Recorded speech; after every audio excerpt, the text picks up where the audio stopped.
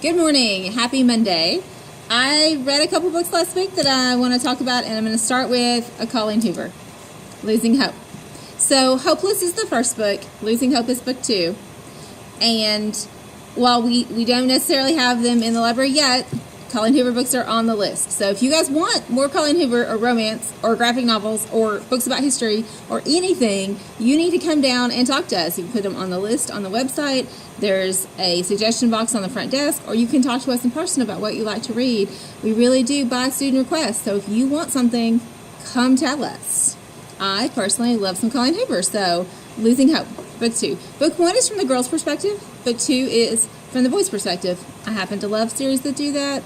There's a lot of overlap, of course, because they're telling the exact same story just from different points of view.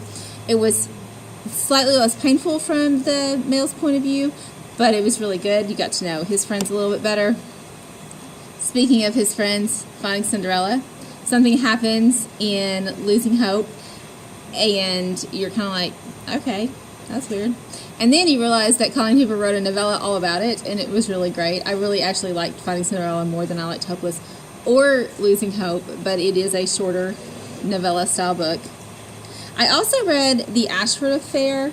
I know I've talked about Beatrix Williams before and how she writes historical fiction where there's a modern timeline and a back-in-the-past timeline.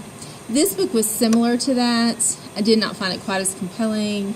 We do have lots of great historical fiction in the library, though, so if you'd like to come in and talk about it, I'd love to show you some of what we do have. And then I read What If It's Us?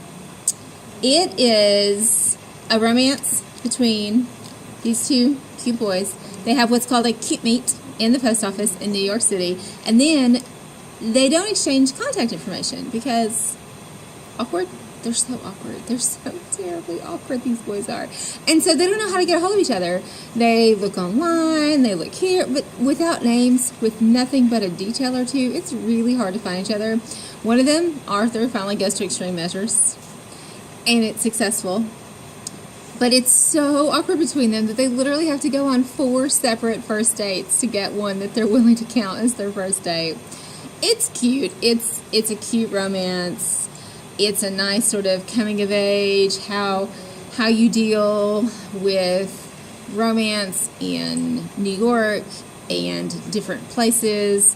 One of them is actually not from New York, and he's going home at the end of the summer, so there's that whole long distance or not kind of thing.